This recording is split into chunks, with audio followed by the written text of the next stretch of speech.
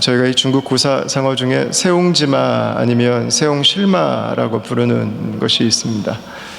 말 한 마리가 집을 나갔다가 여러 말을 데리고 오고, 또 안 좋은 일, 좋은 일, 아들이 말을 탔다가 말에서 떨어져 낙상하고, 그리고 전쟁이 나서 또 아들이 보호가 되고 하는 일련의 이야기들로 우리에게 가장 좋았던 것들이 우리에게 가장 어려운 시간들이 될 수 있고, 이런 일은 절대 일어나면 안 되는데 라고 생각했던 것들이 또 동시에 우리에게 가장 큰 축복으로 바뀔 수 있다고 하는 것을 보여주는 그런 고사성어죠.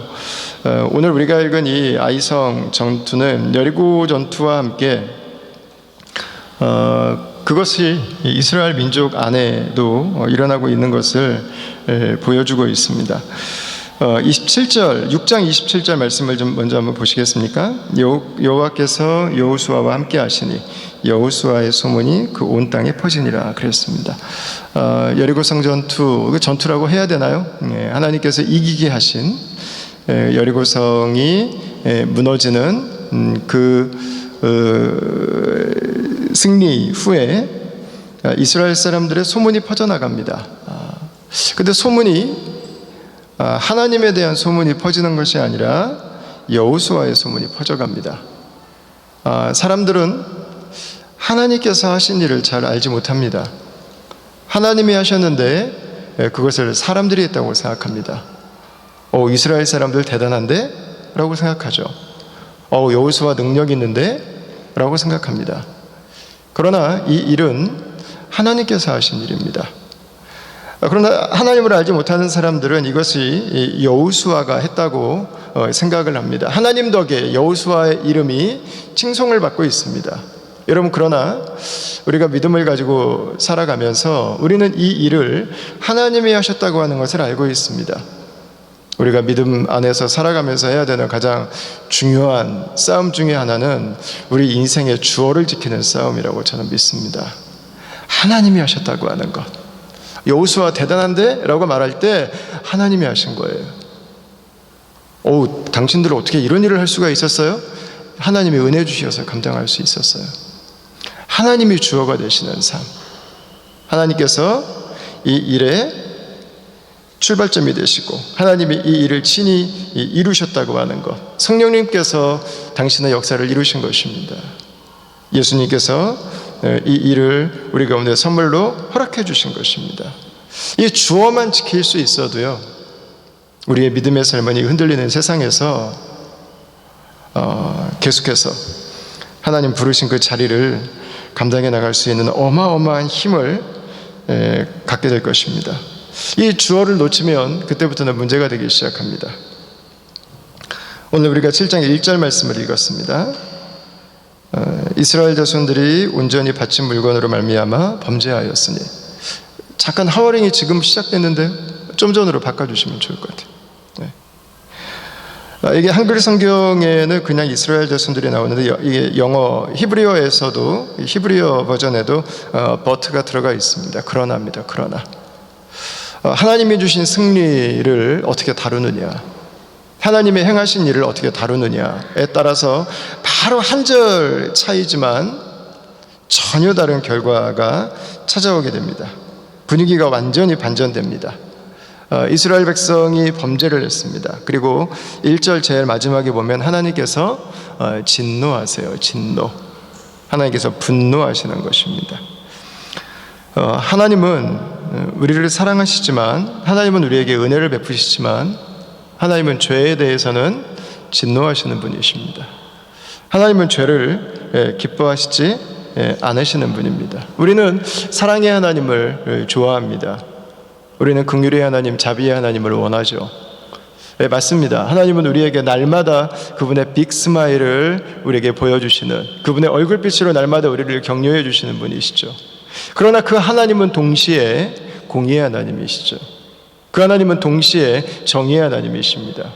그래서 우리를 너무나 사랑하시는 그 하나님은 동시에 죄를 진노하시는 하나님이시죠. 하나님은 우리가 원하는 성품만 선택해서 가질 수가 없습니다. 우리가 하나님이 이런 모습으로만 나에게 있어주기를 원한다면 어느 순간 우리는 하나님을 우상으로 만들어버리고 있는 것입니다. 내가 그 하나님만 원한다고 해도 하나님은 완전하신 분이십니다. 그분은 자비와 공의가 완전하신 분이십니다. 그분은 사랑과 정의가 충만하신 분이십니다. 그분의 성품들 중에서 우리가 원하는 것만 빼서 가질 수는 없는 것입니다. 그 하나님의 바꿀 수 없는 성품 중에 하나는 죄를 미워하시는 것입니다. 하나님은 죄에 대해서는 너그럽지 않으십니다. 하나님은 죄를 무한정 방치하지 않으십니다. 하나님은 죄를 못 본 척하지 않으시죠. 하나님은 죄를 크게 보십니다. 모든 죄는 하나님께 큰 것입니다. 하나님은 죄에 대해서 무관심하시지 않습니다. 하나님 앞에서는 작은 죄라도 현미경으로 보는 것처럼 크게 보이는 거죠. 여러분, 우리 시대는 죄에 대한 경계선이 흐려지고 있습니다. 마치 죄가 아닌 것처럼, 때로는 죄가 능력인 것처럼, 때로는 죄가 박수를 받는 자리에 가기도 하죠. 여러분, 우리 시대를 우리가 살아가고 있기 때문에 죄가 하나님 앞에서 얼마나 큰 것인지를 우리가 이걸 통해서 좀 저는 배울 때라고 믿습니다. 하나님 앞에서 우리의 죄를 축소시키지 말고 정의의 거룩하신 하나님 앞에서 우리의 죄가 얼마나 큰 것인지 우리의 죄를 좀 확대해서 보려고 하는 노력이 필요합니다. 그래야 우리가 이 시대의 죄의 흐름 가운데서 하나님의 백성으로 여전히 하나님의 주인 되심을 우리가 고백하는 삶으로 나아갈 수 있게 되는 것이죠. 자, 이 여리고성의 전투 이후에 이스라엘 백성들은 아이라는 성과 이제 싸움을 하게 됩니다. 아이는요, 이름부터가 허접합니다. 폐허라는 뜻입니다. 폐허. 성도 얼기설기. 이 도시가 얼마나 어설프게 만들어졌으면 이름 자체가 폐허덤이겠습니까? 이게 지금 도시를 지은 거야 만 거야, 뭐 그런 의미가 그 안에 담겨 있는 것입니다. 누가 봐도 별 볼 일 없는 도시, 누가 봐도 대충 지은 성벽을 가지고 있는 그런 도시였습니다. 자, 그러나 결과는 비참했습니다.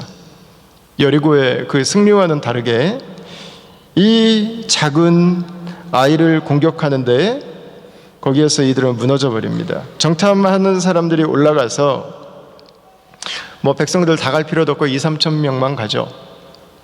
여호수아 당신은 갈 필요도 없습니다. 우리가 알아서 하겠습니다 라고 이야기를 했던 그런 얼마든지 이길 수 있는 이 정도는 우리가 이 정도쯤이야 뭐 이거는 피스 오브 파입니다. 이것은 껌 씹는 겁니다. 우리에게는 뭐 그 정도였습니다. 그러나 여리고를 무너뜨린 이스라엘 백성들은 이 아이에서 어이없는 참패를 당하게 됩니다. 여러분, 이 아이성을 정복하는 과정에서 이스라엘 백성들에게 발견되지 않는 것이 하나가 있습니다. 그것은 뭐냐면 하나님의 뜻을 구하지 않는 것입니다. 하나님께 묻지를 않습니다. 그냥 경험을 의지합니다. 여리고도 이겼는데 우리가 이 승기를 모아간다면 우리가 충분히 이길 수 있지 않을까? 우리가 누군데 우리가 지금까지 어떻게 온 사람들인데 이걸 못하겠어? 여러분, 이들은 아이라고 하는 작은 성을 앞에 놓고는 하나님의 도우심을 구하지 않습니다. 우리가 얼마 전에 지난주에 큐티했던 본문 중에서도 야곱의 그 스토리 중에 우리 디나 이야기가 이틀 동안 나왔습니다. 디나 이야기가 계속해서 전개되면서 단 한 번도 나오지 않는 단어, 하나님이라는 단어입니다. 하나님이 없어요. 하나님께 묻질 않아요. 하나님의 언약을 기억하지 않아요. 그러니까 하나님께서 야곱을 부르세요. 다시 베델로 가라고. 원래 내가 얘기했던 대로 가라고. 여러분, 우리의 믿음은, 우리가 하나님을 인정하는 것은 여리고처럼 이거는 하나님이 돕지 않으면 도저히 불가능한데 이런 일들에만 우리의 믿음이 필요한 것은 아닙니다. 믿음은 우리가 감당할 수 없는 일, 사업을 시작해야 되는 건지, 다른 도시나 다른 나라로 다시 내가 떠나야 되는 건지, 아이를 하나 더 낳아야 되는 건지. 여러분, 우리의 믿음은 하나님의 도우심을 이런 큰 일에만 요청되지 않습니다. 국가적이고 국제적인 일들에만 요청되는 것이 아닙니다. 이것은 작고 사소한 일에도 믿음은 요청되는 것입니다. 우리의 믿음은 내가 텔레비전 리모컨을 손 안에 들고 있으면서 내가 이 프로그램을 볼 것인지, 이 프로그램을 보지 말 것인지, 내 머릿속에 생각이 하나가 떠올랐는데 내가 이 생각을 계속해서 진행시켜 나갈지 아니면 여기서 멈출지, 우리가 공동구매하기 위해서 열심히 이 폭탄 세일하는 물품을 보고 있는데 내가 이것을 살지 말지를 결정하는 이 모든 순간에 믿음은 우리에게 요청되는 것입니다. 여러분, 믿음은 큰일에만 필요하지 않습니다. 믿음은 작은 일에도 필요하지 않습니다. 믿음은 모든 일에 요청되는 것입니다. 오늘 저희가 이 7장 말씀을 좀 길지만 일부러 다 읽었습니다. 여러분, 오늘 7장 말씀 아이성 전투에서 한 10번 정도 계속해서 반복되는 문장이 하나 있는데 혹시 느끼셨는지 모르겠어요. 온전히 바친 물건이라는 단어입니다. 온전히 바친 물건. 온전히 바친 물건. 우리가 예수님을 믿고 구원받았다고 하는 것은 무엇입니까? 예수께서 자신을 주고 우리의 몸을 사신 것입니다. 우리의 인생을 사신 것입니다. 내 삶이 주께 온전히 바쳐진 것입니다. 그것이 예수님을 믿는 것입니다. 그래서 오늘 12절 말씀을 보시면요, 제가 보내진 않았거든요. 여러분 12절 말씀을 한번 보십시오. 12절 말씀을 보시면 중간에 이런 표현이 나와요. 이는 그들도, 이스라엘 백성들이죠, 온전히 바친 것이 됨이라 그랬어요. 물건들만 하나님께 바쳐진 것이 아니에요. 이스라엘 백성들 스스로가 하나님께 바쳐진 것입니다. 우리가 살아가면서 큰 일을 만날 때가 있습니다. 내 혼자 힘으로는 도무지 감당할 수 없는 일들, 프로젝트들, 사건들, 정말 하나님이 돕지 않으시면 안 되는 일들이 있습니다. 그러나 어떤 일들은 너무 쉽게 할 수 있습니다. 이거는 눈 감고도 할 수 있습니다. 내 경험상 이거는 절대 실패할 수가 없습니다. 여러분, 그 일도 주님의 일이라는 것입니다. 그 일도 주님 앞에서 행하며 살아가는 것, 그게 바로 믿음의 삶이라고 하는 것입니다. 믿음은 이렇게 모든 것에 대해서 필요한 거예요. 모든 것에 대해서. 작은 것을 가볍게 여겼던 이스라엘 백성들은 패할 뿐 아니라 36명이 죽음을 당하게 되죠. 믿음은 우리의 삶의 모든 일에 필요합니다. 특별히 우리는 작은 것들을 믿음으로 행하는 것들을 우습게 여겨서는 안 됩니다. 우리 주변에서 인생이 무너지고 우리 주변에서 가정이 고통을 당하는 것들을 보면은요, 굉장한 일 때문에 어려움 당하는 사람들 많지 않아요. 다 작은 것들이에요. 그 사소한 것들을 내려놓지 못해서 그걸 막지를 못해요. 그걸 멈추지를 못한다고요. 예. 대단한 거 가지고 망하는 사람 별로 없어요, 여러분. 오히려 그 앞에서는요, 겸허해져요. 그래, 내가 부족하지. 너무 큰일 앞에서는요, 오히려 겸손해져요. 그러나 그 작은 일들 하나하나가 내 삶에 끊어지지 않고 계속해서 파고 들어와서 흰개미들이 집 기둥을 다 파먹어서 결국은 집이 무너져 버리는 것처럼 그 하나하나들이 계속 이어져 갈 때 그 작은 것들이 우리의 인생을 무너뜨려 버려요. 우리의 관계를 무너뜨려 버리고 우리의 삶을 주저앉혀 버리죠. 여러분, 하나님은 작은 것이 얼마나 중요한지를 아시는 분입니다. 그래서 누가복음 19장 17절 말씀을 한번 보시겠어요? 우리 다 같이 한번 읽겠습니다. 시작. 주인이 이르되 잘하였다 착한 종이여, 내가 지극히 작은 것에 충성하였으니 열고울 권세를 차지하라 하고, 이렇게 말씀하고 있습니다. 작은 것에 충성하는 사람이 결국은 큰 것도 충성할 수 있는 사람이라고 하는 것을 하나님은 알고 계신 분입니다.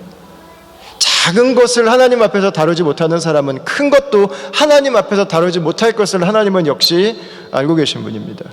그래서 하나님은 누구에게 큰 일을 맡기시냐면 작은 것에 충성할 수 있는 사람입니다. 작은 것에 충성할 수 있는 사람. 그래서 하나님은 이 사람이 얼마나 큰 일을 맡고 있는가를 보지 않으세요. 얼마나 중요한 일인가, 이게 얼마나 사소한 일인가에 대해서 하나님은 별로 관심이 없으세요.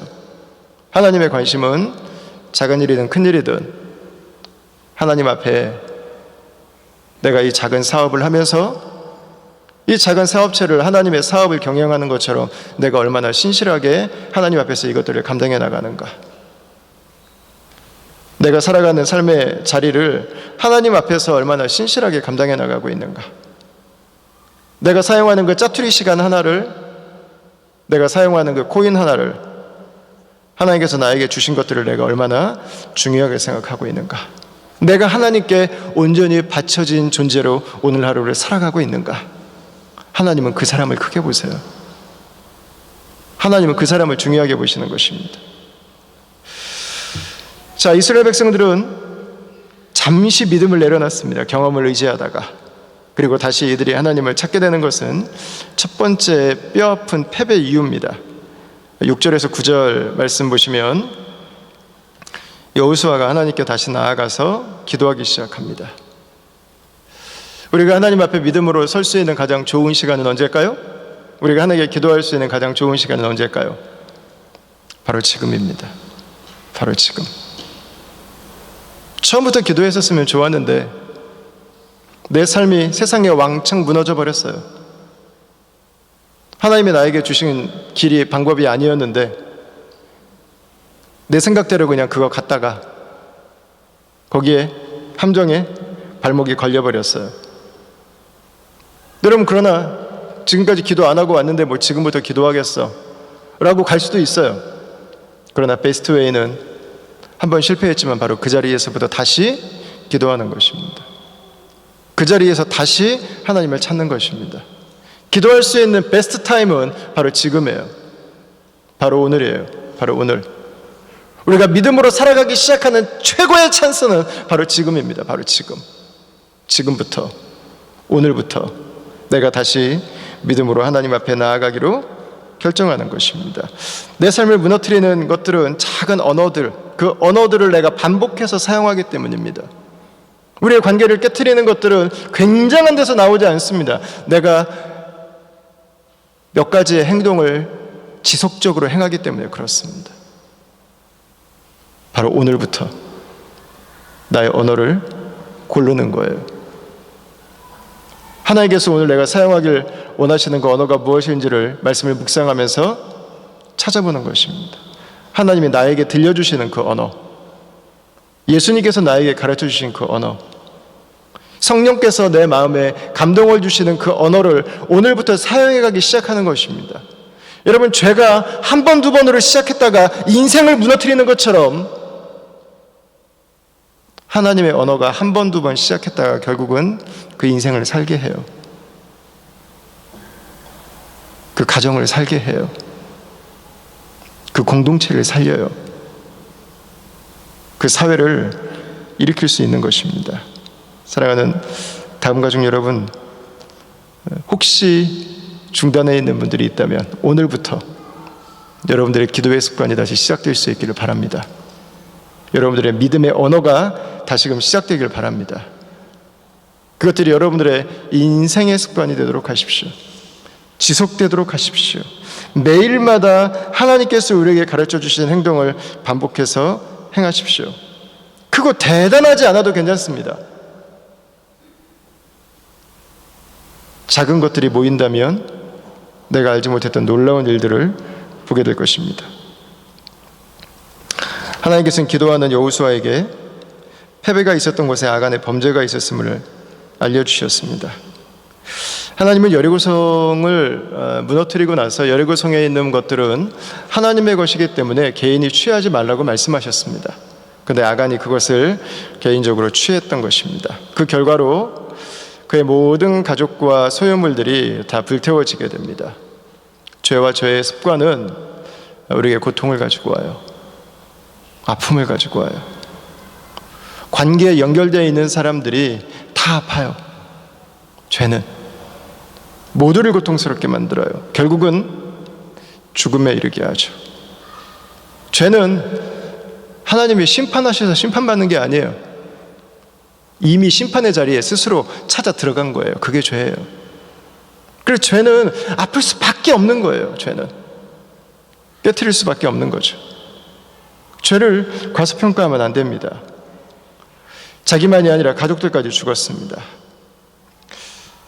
어떤 분들은 왜 가족까지 죽이냐, 좀 너무하시다라고 생각할 수 있는데, 이스라엘 사람들의 이 당시 광야에서부터 살아가는 삶의 모습을 보면 숙식이 하나의 텐트 안에서 온 가족이 다 몇 대가 함께 자면서 이루어졌어요. 아간이 그 안에 이걸 숨겼다고 하는 것은요, 그 가족들이 이거를 모를 리 없는 사건이었어요. 모든 가족들이 다 죄 앞에 공범이었던 것입니다. 여러분, 이 아간의 이야기를 우리가 보면서 아간이 도둑질을 했는가, 십계명을 어긴 것인가, 이런 만약에 우리가 이것을 이렇게 결론을 내버린다면 맞는 말이지만 이 사건을 너무 표피적으로 저는 보는 것이라고 생각합니다. 아간만 이런 범죄를 저지를까라는 것입니다. 사실 오늘날 우리 시대의 이 아간의 일은 훨씬 더 교묘합니다. 훨씬 더 구별하기 어렵습니다, 여러분. 내가 더 조금 일했는데 내가 더 많은 것들을 기대하게 될 때, 훨씬 더 많은 일을 했는데 그 사람에게 주어야 되는 정당한 대가를 주지 않을 때, 내가 파는 물건이 내가 제공한 서비스와 비교되지 않는 이익을 붙이고, 우리가 살아가는 사회에서 이 문제는 훨씬 더 예민한 문제입니다. 하나님이 우리에게 주시는 시간을 낭비하고 꼭 사용하지 않아도 되는 수많은 쓰레기를 만들어가면서 내 삶을 영위해가고 있다면, 여러분, 하나님은 어쩌면 그것을 똑같이 도둑질이라고 말씀하실지 몰라요. 단지 도둑질을 했느냐 안 했느냐의 문제로 이 사건은 넘어가기는 아쉽습니다. 왜냐하면 아간은 도둑질을 했기 때문에 죄인이 아니라 죄인이기 때문에 도둑질을 한 것이기 때문에 그렇습니다. 이건 저와 여러분이 마찬가지라는 거예요. 저와 여러분이 마찬가지. 그분의 성령이 내 안에 함께하고 계신 것을 우리가 망각하는 순간, 우리가 하나님의 임재가 오늘도 나와 함께 있다고 하는 것을 잊어버리는 바로 그 순간에, 여러분, 누구나 죄의 본성이 튀어나와서 죄가 내 삶을 이끌어갈 수 있게 되는 것입니다. 아간이기 때문에 이 일을 한 게 아니에요. 누구나 아간의 자리에 갈 수 있는 거예요. 아간이 죄인인 것처럼 바로 내가 죄인이기 때문에 그렇습니다. 우리가 아간에게 쉽게 손가락질할 수 없는 이유가 바로 저는 여기에 있다고 생각합니다. 내가 다른 사람들보다 조금 더 나은 행동들을 몇 개 했다고 해서, 내 삶의 스탠다드가 아간보다 조금 더 높다고 해서 내가 아간을 향해서 함부로 말할 수 있는가라는 것입니다. 여러분, 그럴 수 있습니다, 충분히. 그러나 그것과 관계없이 우리 모두는 다 죄의 종입니다. 우리 모두는 다 죄덩어리예요. 우리가 하나님 앞에서 하나님의 자녀로 사는 것은 우리가 그분 앞에서 선을 아간보다 더 몇 번을 많이 했고 우리가 나쁜 일들을 몇 번을 덜 했기 때문이 아닙니다. 하나님의 은혜 때문이에요. 그분의 은혜가 우리에게서 걷어진다면, 그분의 은혜가 우리에게 임하지 않았다면, 저 여러분들은 죄에 붙들려서 죄의 종으로, 죄의 노예로 살아갈 수밖에 없는 죄인이었습니다. 하나님의 은혜가 그 죄 가운데서 나를 붙들고 계시는 것입니다. 하나님의 은혜가 그 죄 가운데서도 나를 하나님의 자녀로 불러주고 계신 것입니다. 오늘 나를 믿음으로 살게 하고 계시는 거죠. 여러분, 우리가 뉴스를 보면서도 죄를 가진 사람들이 뉴스에 나오게 될 때, 여러분, 내가 죄인임을 깨달은 사람은 죄에 대해서는 우리가 분명히 죄라고 이야기를 할 수 있지만 함부로 말할 수는 없는 것 같아요. 나도 성령 충만하지 않으면 저럴 수 있기 때문에, 나도 하나님의 은혜가 내 안에 충만함으로 거하지 않으면 저 자리에 언제든지 갈 수 있기 때문이죠. 그래서 어떻게 저럴 수 있어? 라고 하는 말이 바뀌어지게 되죠.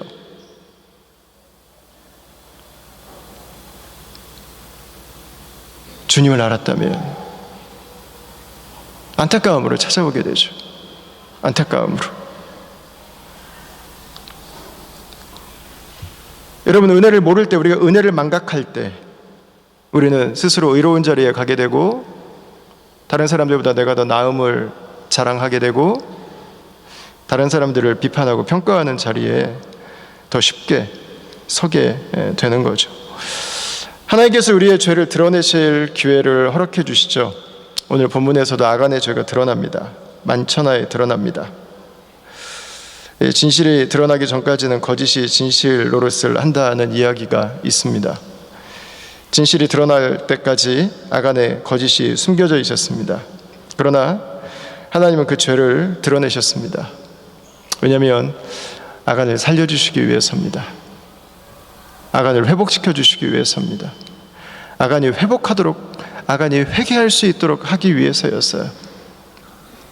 그러나 하나님 앞에 드러나지 않은 죄는 우리의 가슴을, 우리의 삶을, 우리의 공동체를 병들게 하는 것입니다. 그 죄가 얼마나 치명적인 것인지 아간은 결국 그 사건으로 말미암아서 죽임을 당하죠. 히브리서 9장 27절에서 이렇게 말씀합니다. 한 번 죽는 것은 사람에게 정해진 것이요 그 후에는 심판이 있으리니. 죄는 우리에게 죽음을 가지고 옵니다. 여러분, 그러나 하나님은 우리의 모든 죄에도 불구하고 모든 죄의 사건들마다 우리를 죽이기로 결정하지는 않으셨습니다. 하나님이 우리가 죄가 있을 때마다 모든 사람들을 죽이신다면 아마 이 길거리마다, 집 앞마다, 도로마다 무덤과 시체들로 질비할 것입니다. 아무도 멀쩡하게 걸어 다닐 수 있는 사람이 없을 거예요. 하나님은 그 죄는 심판하십니다. 그러나 하나님은 그 죄를 그 사람들에게 돌리기를 원치 않으셨습니다. 신약에 범죄하다가 예수님께 잡혀왔던 한 여인이 있습니다. 이 여인은 죄의 현장에서 그대로 잡혀와서 더 이상 발뺌을 할 수 없었습니다. 그런데 예수님은 여인에게 말씀하셨어요. 내가 너의 죄를 정치 않겠다고. 만천하에 이미 여인의 죄는 다 드러나 있었습니다. 모든 사람들이 여인을 죄인이라고 손가락질했습니다. 이 여인은 죄인이라고 하는 그 딱지를 안고 살던 여인이었습니다. 그 여인에게 예수님께서는 죄 없는 자가 먼저 돌로 치라고 말씀하셨습니다. 여러분, 누가 이 여인에게 돌을 던질 수 있겠습니까? 죄 없는 사람이 한 사람도 없었습니다. 여러분, 우리는 무엇을 보고 우리가 아간보다 낫다고 말할 수 있겠습니까? 우리가 가늠하다 현장에서 잡혀온 그 여인보다 우리가 무엇을 보고 더 낫다고 말할 수 있겠습니까? 그녀의 죄는 우리의 죄예요. 우리의 죄. 하나님의 나와 함께 하심을 우리가 잊는 순간, 내 육신의 경험과 내 육신의 본성이 나를 주도해서 이끌어가기 시작하는 순간, 여러분, 그 여인의 자리가 바로 우리들의 자리인 것입니다. 예수님은 이 여인을 사해 주셨습니다. 여러분, 왜 사해 주셨을까요? 그 여인이 했던 그 일을 모든 사람들이 당연히 해도 되기 때문일까요? 아니요. 그 여인의 죄는 이미 만천하에 다 드러났어요. 그 여인은 모든 사람들에게 죄인이라고 하는 딱지를 안고 살았어요. 예수님께서 이 여인의 죄를 사해 주신 이유는 이 여인에게 날아가야 될 돌이 예수님 자신에게 못이 되어서 날아오고 창이 되어 날아오고 가시면류관이 되어서 날아와서 이 여인의 죄를 위해서 자신이 십자가에서 죽을 것이기 때문에 그랬습니다. 여러분, 하나님은 아간에게도 회개할 기회를 주셨어요. 이스라엘 백성들에게 정결을 명할 때 아간은 나올 수 있었습니다. 그러나 아간은 나오지 않았습니다. 하나님의 아들께서 우리의 죄로부터 우리를 구원하시기 위해서 이 땅에 오셨습니다. 가장 비참한 죽음으로 저주의 죽음을 당하셨습니다. 내가 죽어야 되는데 그분이 대신 죽으신 것입니다. 죄가 없으신 분께서 죄인의 자리에서 죽으신 것입니다. 아간의 무덤이 이스라엘 백성들에게 죄의 상징이 됐습니다. 죄를 범하면 이렇게 된다는 것입니다. 그것처럼 예수 그리스도의 십자가는 우리의 죄의 상징이에요. 죄인은 이렇게 죽는다는 것입니다. 죄는 이렇게 저주 가운데서 나무에 매달린다는 것입니다.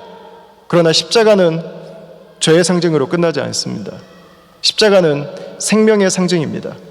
하나님의 아들께서 내가 죽어야 되는 그 죽음을, 내가 맞이해야 되는 그 죽음을, 내 인격이 파탄나고 내 관계가 깨지고 우리 가정이 무너져야 되는데 예수께서 죽으셔서 내가 하나님의 성령을 의지하고 하나님의 말씀을 의지하고 하나님의 인도하심 가운데 내가 새로운 삶을 살아갈 수 있도록 나에게 길을 열어주신 것입니다. 로마서 6장 24절에서 23절에서 바울은 이렇게 기록합니다. 죄의 삭은 사망이요 하나님의 은사는 그리스도 예수 우리 주 안에 있는 영생이니라. 이렇게 말씀하고 있습니다. 죄는 죽음의 길입니다. 한 사람의 죄로 가정이 위기에 몰리고 공동체가 위기에 몰렸습니다. 그러나 그 사람이 죄값을 치른 이후에 아이는, 이스라엘 백성들은 비로소 아이성을 다시 점령할 수 있게 되었습니다. 여러분, 성경은 한 사람을 중요하게 생각합니다. 한 사람으로 말미암아서 죄가 이 세상에 들어오고 한 사람으로 말미암아서 우리가 생명의 길을 얻었다고 성경은 기록합니다. 로마서 5장 17절부터 19절까지 말씀입니다. 오늘도 하나님은 이 한 사람에 주목하세요. 이 한 사람, 예수 그리스도입니다. 아담 한 사람으로 말미암아 우리가 죄인 되었지만 예수 그리스도 한 사람으로 말미암아 우리가 생명의 삶을 살게 되었습니다. 하나님은 오늘도 그 가슴에 예수를 품고 살아가는 사람, 예수 그리스도의 십자가의 은혜로 하루를 살아가는 사람, 예수께서 나에게 주신 하나님의 자녀의 삶을 살아가기 위해서 오늘도 하나님의 능력을 구하는 사람, 오늘 예수님의 제자로 나에게 주신 그 삶을 주님 앞에 온전히 바쳐진 존재로 살아가길 원하는 바로 그 한 사람, 그 사람을 주님은 찾고 계십니다. 내 앞에 여리고가 가로막혀 있던, 내 앞에 아이성이 있던 관계없이 예수 그리스도로 말미암아서 여리고 앞에 서고 아이성 앞에 서는 그 한 사람, 내 이름이 높임을 받든 내가 패배를 하고 내가 가장 비참한 자리에 있든 관계없이 그곳에서 예수 그리스도 그분을 기억하는 바로 그 한 사람,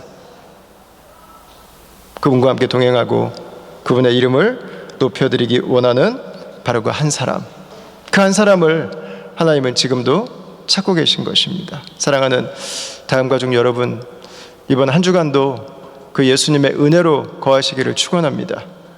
우리의 삶의 죄의 습관들이 하나님의 은혜의 습관들로 변화되어져 갈 수 있기를 바랍니다. 상하고 깨지고 무너진 것들이 하나님의 은혜 가운데 다시금 세워지고 시작되고 싹이 나는 그런 한 주가 될 수 있기를 바랍니다. 저 여러분들의 모든 삶 가운데 그리스도를 의지하고 그리스도께서 역사하시는 이 기가 막힌 축복을 저와 여러분들의 한 주의 삶 가운데서도 계속해서 믿음 안에 누릴 수 있기를 주의 이름으로 축원합니다.